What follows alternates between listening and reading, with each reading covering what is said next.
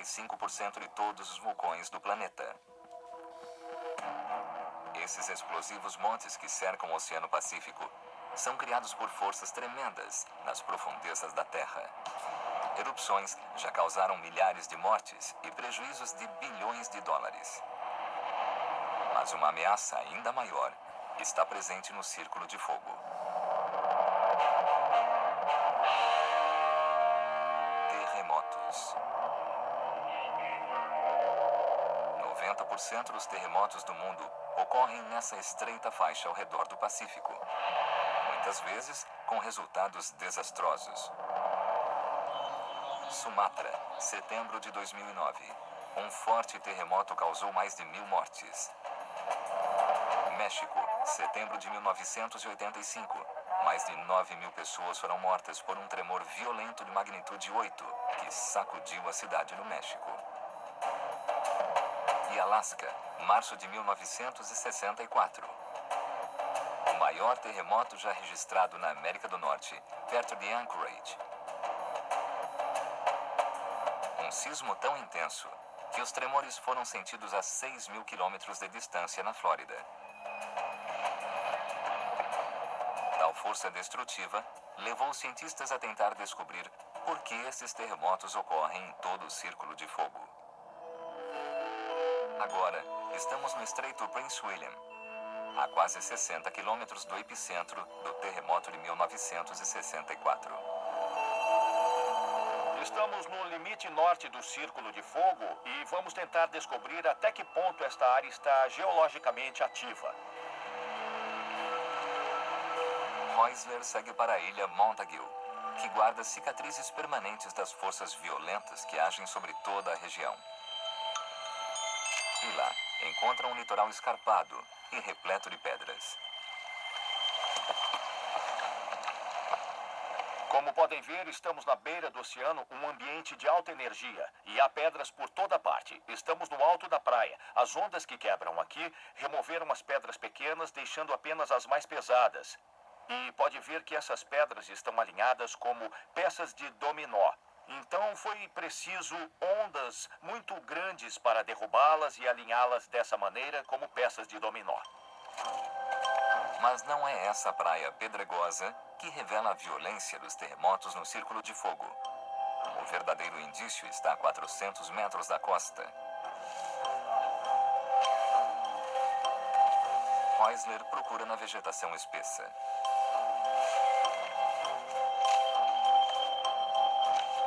E encontra entre as árvores uma série de pedras quase idênticas. Nós caminhamos através das árvores da selva do Alasca até aqui. Estamos a cerca de 8 ou 9 metros do nível do mar. E o que temos aqui é uma praia. Basicamente é um ambiente praiano de alta energia, totalmente preservado como que vimos na costa. E encontramos mais uma vez essas pedras grandes, viradas como se fossem peças de dominó, apontando para cima por causa dessa grande onda de energia, de ondas imensas, batendo na praia e virando as pedras, apontando-as para cima. Essa costa interna e sublevada se estende por centenas de metros, paralela ao oceano. É uma evidência central, que significa apenas uma coisa. A Terra em si deve ter se erguido do oceano recentemente, arrastando toda a linha da costa. Isso significa que aconteceu um evento, basicamente um instante, em que essa região foi erguida até essa altura. Chegou até aqui. Tudo isso deve ter sido resultado de um grande terremoto. Muito legal. Estamos diante do resultado do grande terremoto do Alasca em 1964 e estamos bem no local onde ocorreu o maior levantamento de terra. O violento terremoto não só ergueu a terra do fundo do mar, como causou uma onda de destruição que arrasou a cidade de Anchorage. Foi um terremoto de 9,2 pontos, o segundo maior terremoto já registrado no planeta. Foi realmente enorme e sacudiu a terra durante 4 minutos e meio. O que aconteceu a essa região evidencia como são perigosos os terremotos do Círculo de Fogo. Sabemos, devido a esse terremoto que ocorreu em 1964, que foi um terremoto causado por atrito, também chamado de megaterremoto, porque foi tão grande que ocorreu bem aqui. E é o resultado do deslizamento de uma rocha sobre outra ou de uma sobre outra. Megaterremotos como esse são os mais fortes da Terra e um dos maiores perigos do Círculo de Fogo. Se ocorrerem sob o oceano, geram as ondas assassinas dos tsunamis. O grande terremoto do Alasca em 1964 causou um tsunami de 60 metros de altura. As ondas percorreram quase 3 quilômetros, provocando mortes até na Califórnia. Mas esse desastre não foi nada comparado ao que aconteceu em 2004. Em 26 de dezembro, um enorme mega-terremoto subaquático na costa da Ásia gerou ondas monumentais e causou uma tragédia. Os litorais de 14 países foram inundados, causando a morte de mais de 200 mil pessoas. Esse desastre esmagador foi uma amostra brutal da força dos megaterremotos. Tornou mais urgente descobrir por que ocorrem em todo o Círculo de Fogo.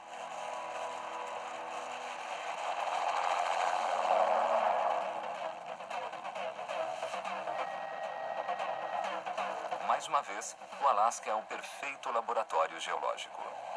Estamos seguindo para a estação sísmica, no centro-sul do Alasca, perto da ponta da península de Kenai. Milhões de anos de atividade vulcânica e sísmica conferiram ao Alasca uma paisagem incrivelmente escarpada. Não é fácil encontrar um local plano para pousar. Tudo limpo por aqui.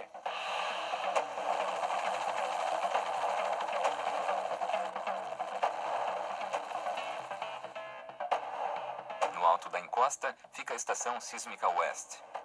A cobertura amarela a protege dos elementos e dos ursos. Este aqui é o container onde está uma das estações sísmicas. Uma das várias estações sísmicas disseminadas pelo estado do Alasca. Existem vários milhares de estações sísmicas como essa, do Alasca até a Califórnia. O sistema todo reunido monitora qualquer tipo de atividade sísmica, qualquer terremoto em toda essa região. É parte de uma enorme rede que engloba todos os vulcões daqui no continente e em toda essa área. Os dados sísmicos podem ser usados não só para avaliar a gravidade ou magnitude do terremoto, mas também para descobrir a origem do terremoto quando os dados são extraídos em várias estações. No Alasca, ocorrem cerca de 1.500 terremotos por mês. Quando comparamos todos, começamos a notar padrões. Indicam uma faixa de atividade sísmica que se estende ao longo da costa.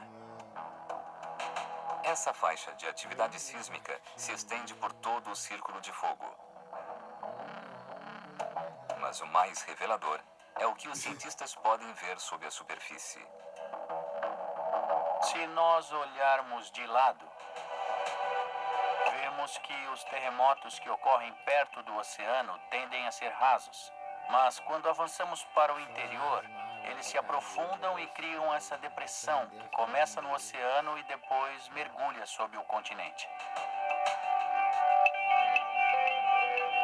Essa enorme depressão fornece uma evidência conclusiva de como os megaterremotos são gerados.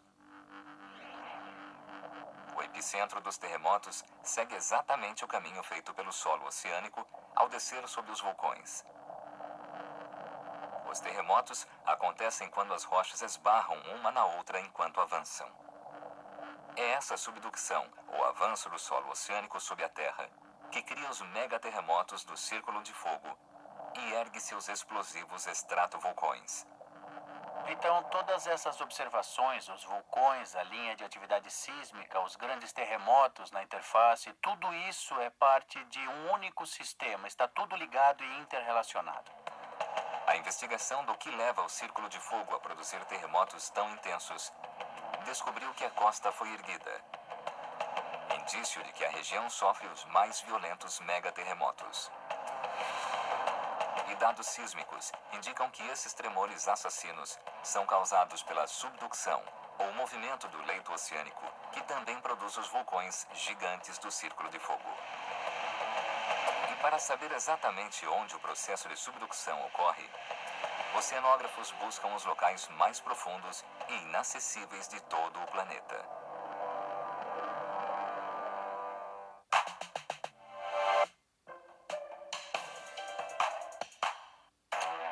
Chegar ao topo da cadeia alimentícia é só um começo. Descubra a incrível história por trás das suas comidas favoritas.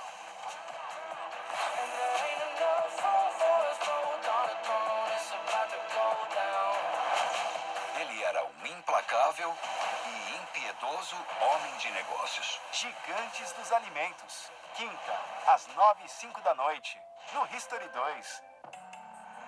No History 2, sabemos do que você gosta. Por isso, neste fim de semana, te recomendamos uma viagem ao Big Bang. Saiba como uma série de acontecimentos épicos se conectaram para tornar possível a nossa vida e o mundo em que vivemos. Não perca a grande história, domingo à tarde, no History 2. Muito mais história. Em maio, te convidamos para fazer parte da realeza e descobrir mais sobre as monarquias modernas e o estilo de vida dos personagens mais ricos, excêntricos e influentes da história. Usou um traje que valia cerca de 10 milhões de dólares em valores atuais. Em maio, os reis têm muito a nos dizer. No History 2, muito mais história. 300 presuntos, 570 aves de caça, 100 lebres e coelhos assados. Francisco queria assegurar que fosse a extravagância das extravagâncias. A um custo médio de cerca de 700 mil dólares por dia. É claro que Francisco não foi o único líder que misturou um pouco de política com uma grande festa. Riquezas insanas da antiguidade. Sexta, 26 de maio, no History 2.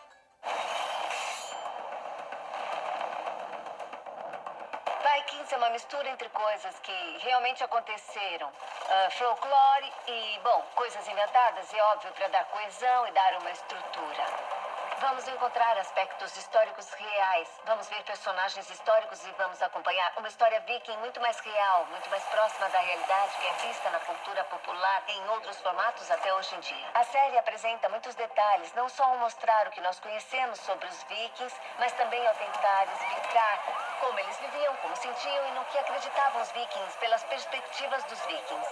É uma visão da era viking, diferente do que vimos até agora, porque não vemos apenas os fatos, mas também tentamos entender a mentalidade dessas pessoas. Por que ver Vikings? Porque assim podem reviver a lenda e principalmente descobrir a verdadeira história dos vikings.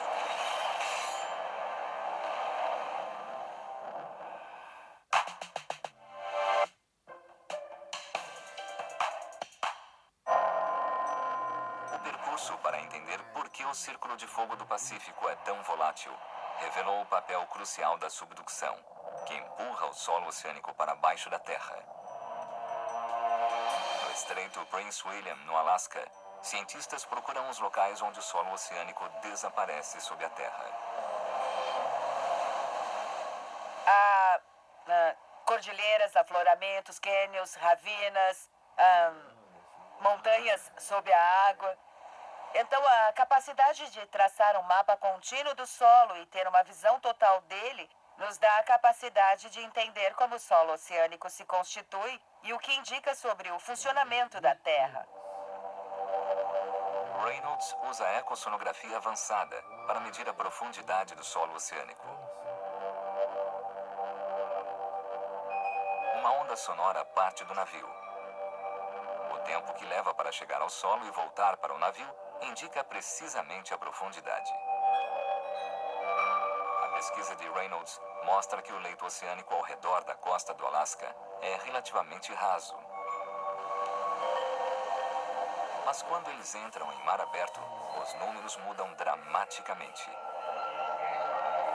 De modo geral, no mundo, ao sair da costa, você cruza uma prateleira relativamente plana e desce a encosta até a bacia oceânica.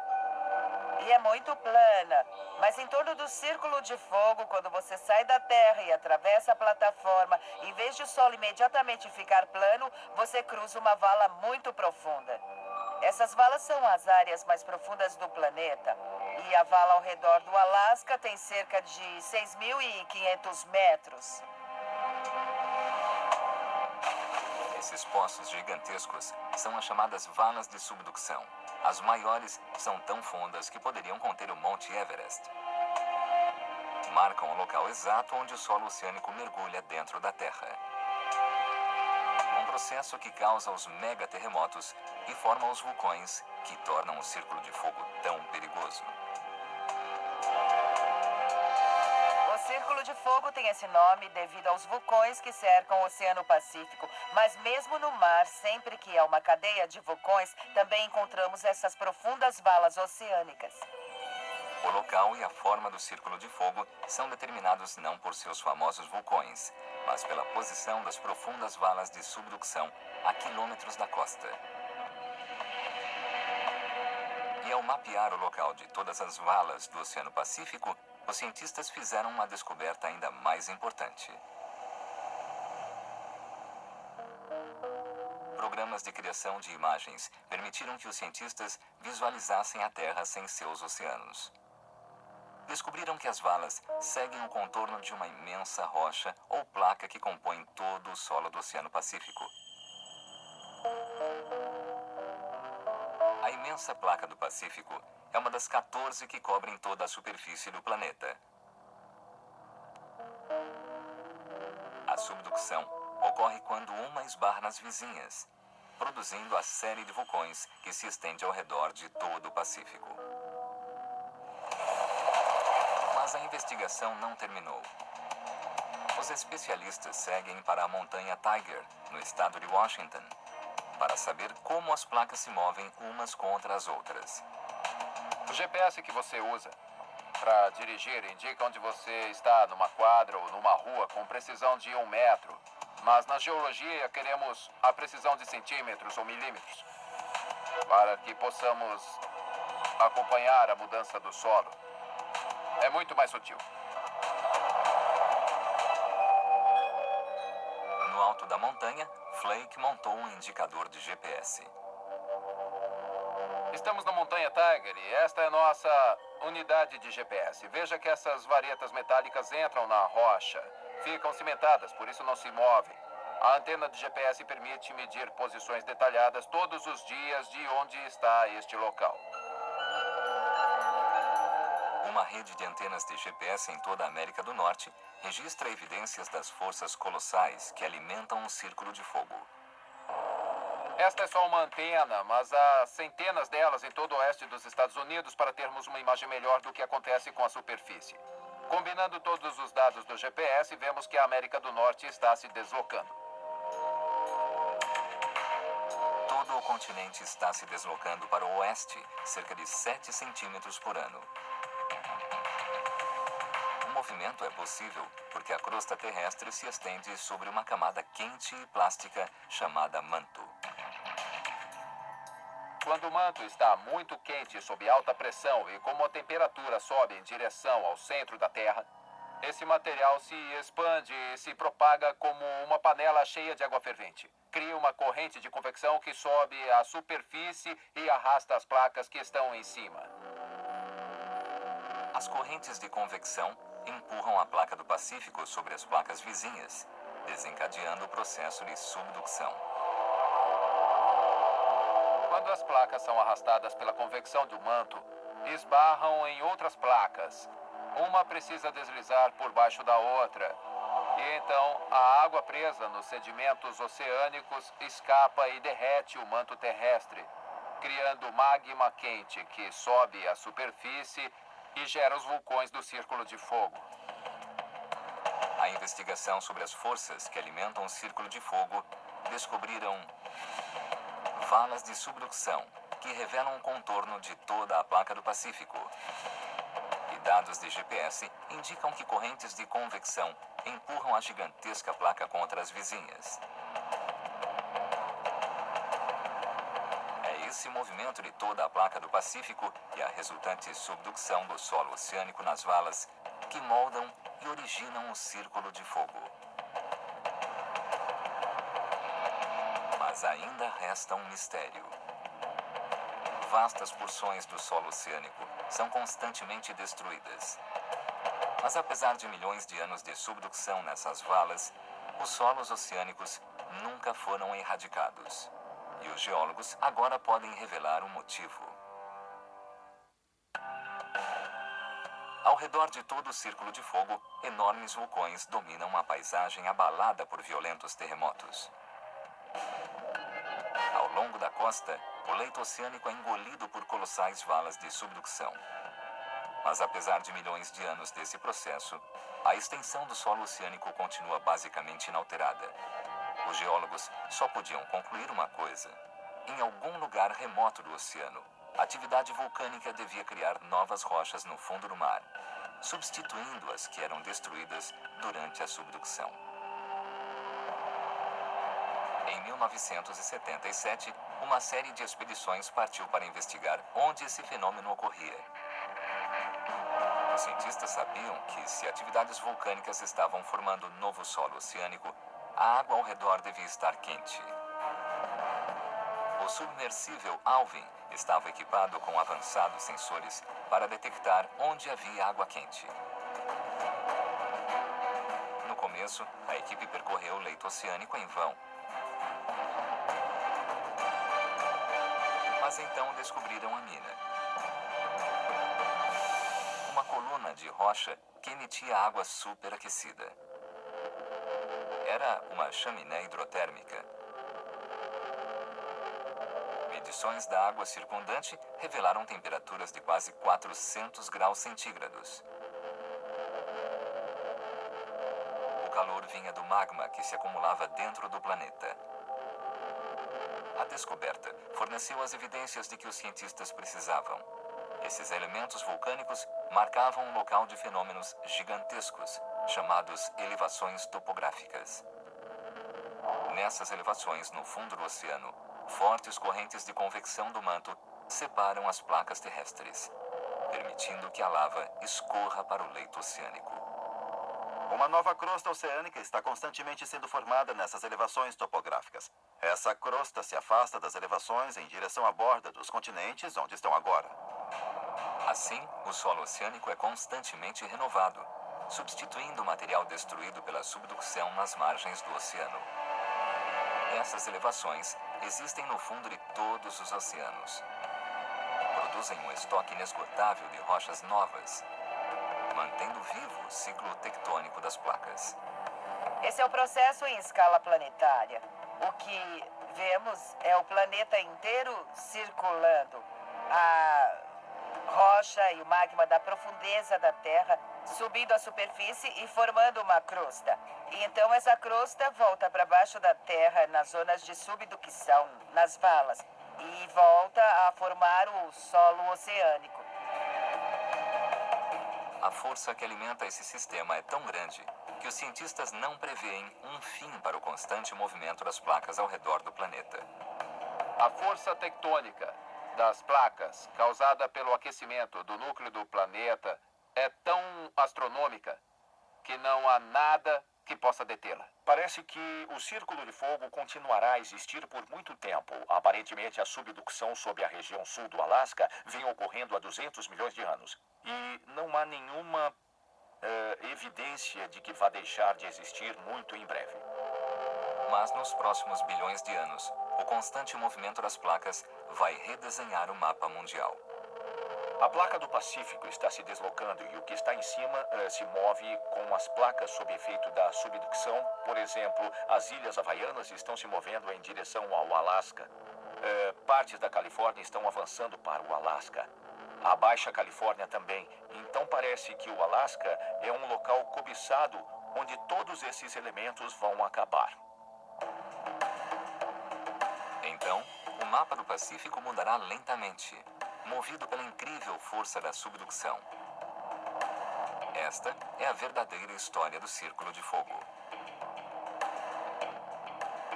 A subducção cria as plumas de magma que formam os vulcões explosivos da região.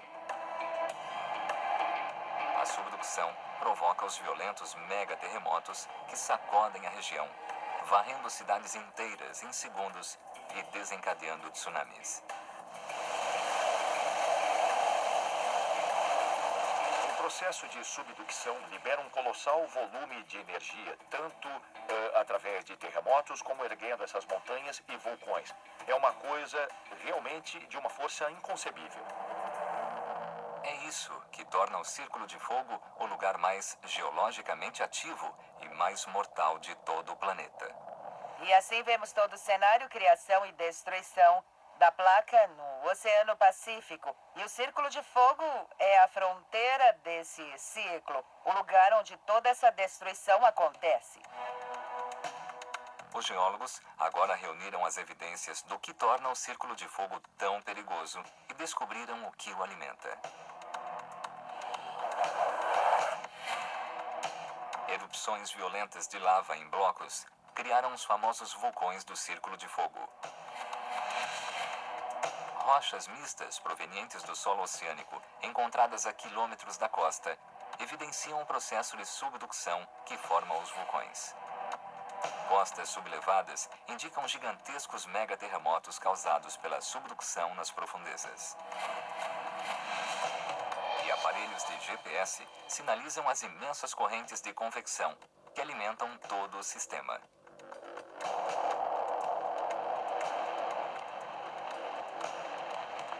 Essas forças gigantescas criaram o Círculo de Fogo. A energia que move todo esse sistema convectivo realmente não tem paralelos na Terra. Não há nada que possamos comparar com isso, com a quantidade de energia e a força que deslocam os continentes. Comprimem uma placa contra a outra e arrastam uma para baixo da outra. Realmente são forças tremendas. São forças inexoráveis. E enquanto a forma do Pacífico mudará lentamente ao longo de milhões de anos, vulcões explosivos continuarão a se erguer sobre suas margens. Uma prova dinâmica de que a Terra nunca descansa.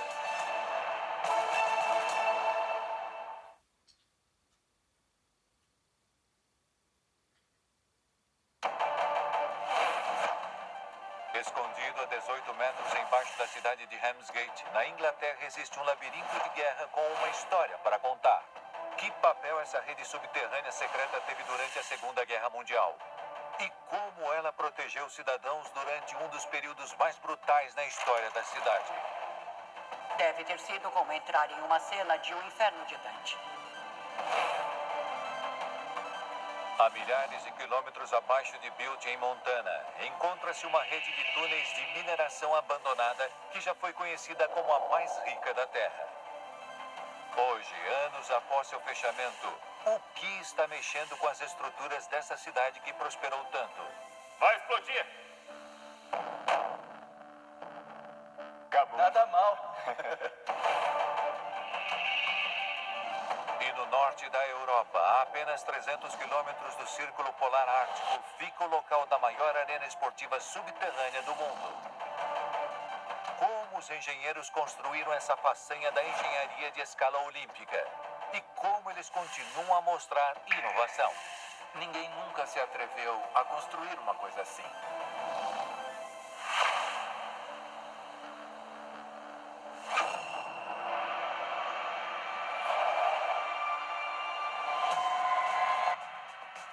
Sob nossos pés existem espaços subterrâneos extraordinários. Estamos a quilômetros da civilização aqui embaixo. cavernas, minas e redes de túneis. A joia da coroa da tecnologia subterrânea. Alguns projetados e construídos por humanos. Outros formados pela natureza por milhares de anos. Como eles foram criados e adaptados? Por quem e por quê? Se o inimigo tomasse uma seção, ele não ia conseguir atirar de lá até a outra seção.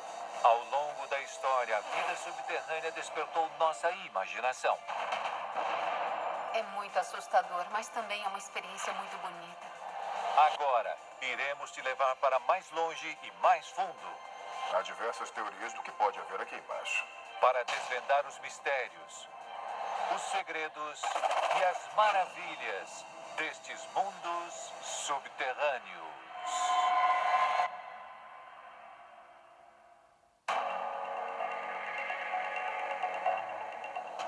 Enterrado sob a cidade litorânea de Ramsgate, na Inglaterra, encontra-se uma rede oculta de quase 6 quilômetros de túneis. Embora as pessoas venham aqui para aproveitar o sol, aqui já foi um alvo vulnerável em tempos de guerra. A segurança que havia no subsolo deixou uma marca indelével na história.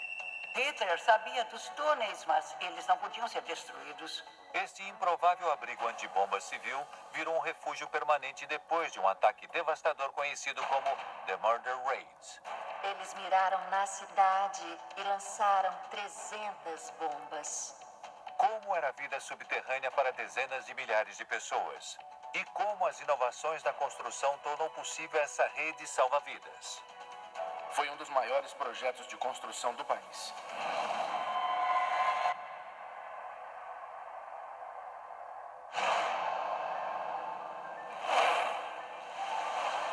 Situada na costa leste da Grã-Bretanha, a cidade de Ramsgate foi um dos grandes balneários dos séculos XVIII e XIX. A Princesa Vitória ficou num hotel bem no topo da montanha.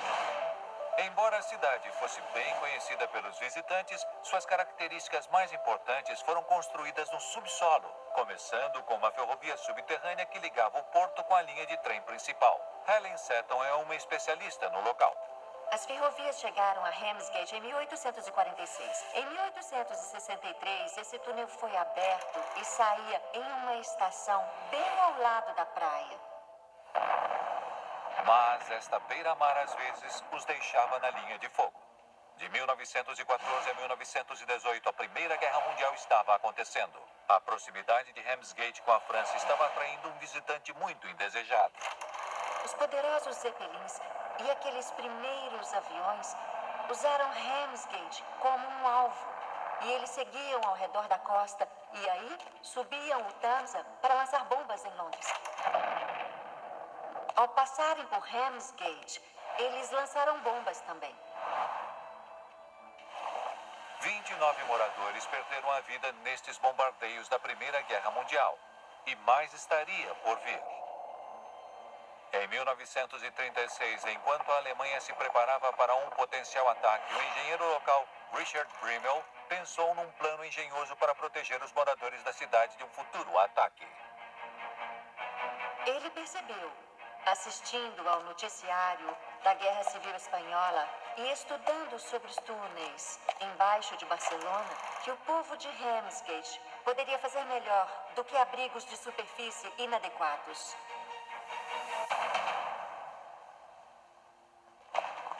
Brimmel projetou uma rede de túneis de proteção contra ataques aéreos sobre a cidade, usando o túnel ferroviário como centro. O conselho rejeitou, achou muito caro. Para que precisamos disso, afinal? Não vai haver guerra. No entanto, em 1938, Ramsgate elegeu um novo prefeito. Abe C. Camp, como era conhecido, apoiou a proposta de Brimmel e designou o capitão da Força Aérea da Primeira Guerra Mundial, H.H. Balfour, para ajudar na construção do sistema de túneis. A necessidade de túneis após a experiência da Primeira Guerra Mundial tornou-se ainda mais imperativa pelo fato de que havia uma base de caças da Força Aérea Real a 3 quilômetros da cidade. E Ramsgate estava no meio da rota de voo. Em 1939, após várias rejeições do governo britânico devido ao custo e conflitos de política externa, Camp Balfour finalmente receberam aprovação para abrirem sua rede de 4 quilômetros de extensão. E em março de 1939, apenas meses antes da Grã-Bretanha entrar na Segunda Guerra Mundial, a escavação do que seria o maior abrigo contra ataques aéreos da Grã-Bretanha começou. 80 pessoas, principalmente mineiros de Kent, foram empregados. Eles trabalhavam em 2 turnos de 40, 12 horas por turno. E o trabalho acontecia 7 dias por semana.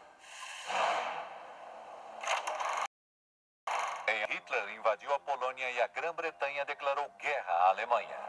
Os bombardeios agora eram só uma questão de tempo e esses túneis precisavam ser finalizados rapidamente. Eles começaram a escavar quase 8 metros por dia, que é mais ou menos a distância de onde eu estou até aí. Em um efeito incrível de força humana, habilidade e trabalho extenuante, os 80 mineiros conseguiram escavar 4 quilômetros de túneis à mão em apenas 9 meses. Como o sistema de túneis protegeu os 40 mil moradores da Força Aérea Alemã foi notável. 12 entradas permanentemente abertas significavam que todos no centro da cidade estavam a menos de 5 minutos da segurança quando as sirenes começavam.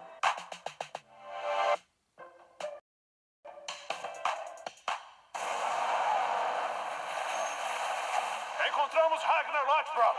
Prendam-no! Quando os meus filhos chegarem aqui, eles vão arrancar os pulmões de todos vocês. Não há saída. Eu farei de tudo para voltar, desde que eu seja rainha. Você demorou muito para retornar, Lothbrok.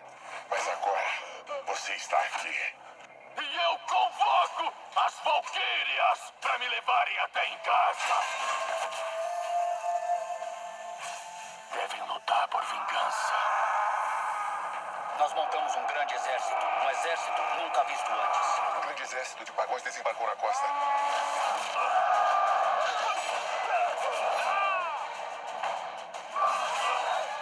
Quem vai me acompanhar nessa batalha? Vikings. Esta noite, às 10, no History 2. Assistindo seu time do sofá? Max é viajar para vibrar com seu time no estádio. Ouvindo sua banda favorita no quarto? Max é curtir o show ali, no meio da galera. Feriado em casa? Max é se conectar com a família em um lugar inesquecível. Max é viajar mais sempre que quiser.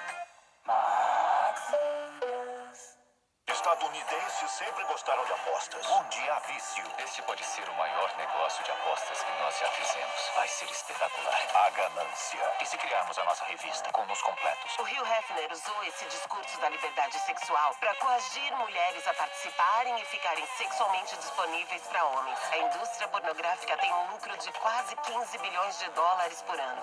Bebidas, apostas e sexo. Sexta, às 8h20 da noite, no History 2.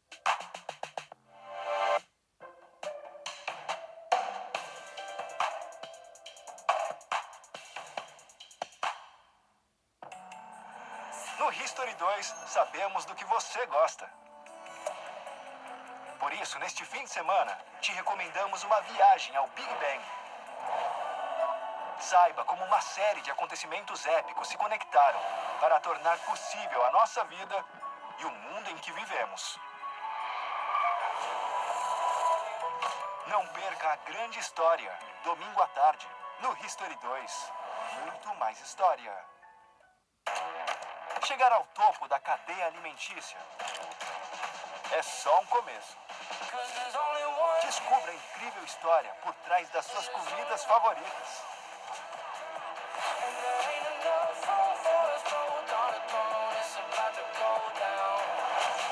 Ele era um implacável e impiedoso homem de negócios. Gigantes dos Alimentos. Quinta, às 9h05 da noite, no History 2.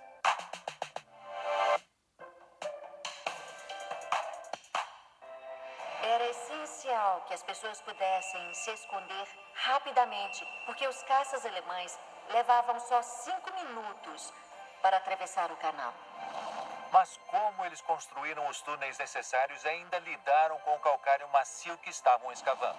O gestor do túnel, Isaac Naylor, explica. Além de escavar o calcário, os minérios usam pás pneumáticas para cortar todas as pedras. E aqui isso era feito à mão, já que os corredores eram muito pequenos. Os túneis tinham 2 metros de largura por 1,5 de altura. Se fossem maiores do que isso, eles teriam ficado instáveis. Apesar de sua estabilidade, os túneis ainda precisavam de algum reforço. Então, os engenheiros utilizaram um material de construção único para a época. Na verdade, estamos subindo a ladeira em um gradiente de 1 para 600. Agora temos o reforço de concreto. Uns 15 centímetros de concreto armado, principalmente porque, acima de 10 metros, o calcário fica cada vez mais fraco. Os poços de construção foram feitos para fornecer acesso aos mineiros. Este é um poço de construção, um dos 11 que foram perfurados até a superfície, para permitir que os mineiros tirassem os detritos que haviam criado enquanto cavavam. As locomotivas a diesel puxavam os caminhões para pontos como este. Os caminhões eram girados 90 graus antes de serem empurrados para essa entrada.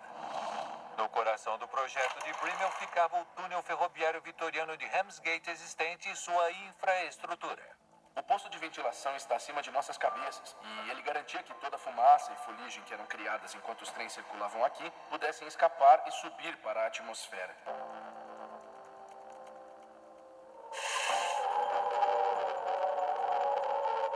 Quando as sirenes avisavam de um ataque iminente, as pessoas tinham apenas alguns minutos para chegar no subsolo. Estamos agora em uma das entradas originais. No começo, tudo isso aqui era aberto. As entradas foram projetadas para ter um efeito funil e ainda assim acomodar o mesmo número de pessoas que passaram pela entrada principal. No momento em que elas desciam em direção aos túneis, não tinha mais do que 2 pessoas lado a lado, para que assim elas pudessem entrar nos túneis menores. A capacidade do abrigo foi projetada intencionalmente para acomodar o dobro da população de Ramsgate. Dentro desses túneis tinha espaço suficiente para abrigar 60 mil pessoas. Isso era 30 mil moradores permanentes e mais de 30 mil turistas, pois o prefeito A.B.C. Camp achava que mesmo durante a Segunda Guerra Mundial, as pessoas continuariam vindo aqui nas férias.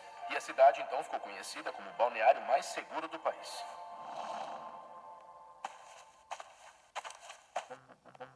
Mesmo seguros dentro dos túneis, a vida era apertada e desconfortável. No entanto, a alguns foram dados privilégios especiais. Pessoas com certas ocupações. Então, bombeiros, médicos e enfermeiras que precisavam entrar e sair mais rapidamente foram alojados aqui porque havia mais pontos de acesso. Os guardas de precaução contra ataques aéreos pediram autorização para ter um beliche. A maioria foi forçada a ficar dentro do túnel, a salvo dos incêndios e da destruição deixada pelo pesado bombardeio da Luftwaffe.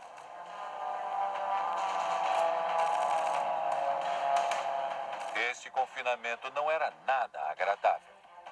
Nos 250 quartos, não tinha somente mas 2 banheiros químicos.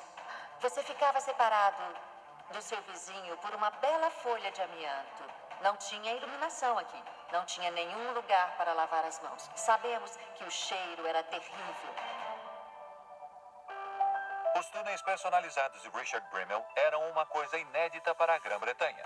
Projetados para proteger as vidas de cada homem, mulher e criança de Ramsgate contra os bombardeios aéreos da Luftwaffe. Em cada uma das entradas tinha 2 curvas em ângulo reto para neutralizar a explosão de bombas e estilhaços. Se uma bomba caísse sobre ou perto da entrada, ela não seria capaz de penetrar tão fundo na rede de túneis. Esses ângulos retos provaram ser incrivelmente eficazes numa noite em particular conhecida como Murder Race.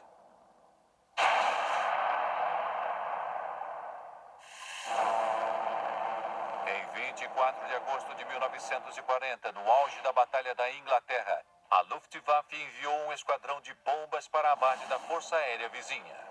No fim, os ingleses venceram, mas Ramsgate foi atacada no que ficou conhecida como o pior ataque aéreo do mundo.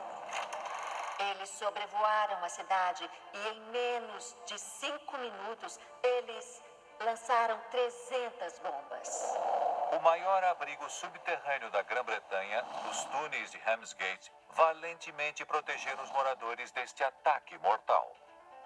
Durante esse ataque, 300 bombas mataram 27 civis.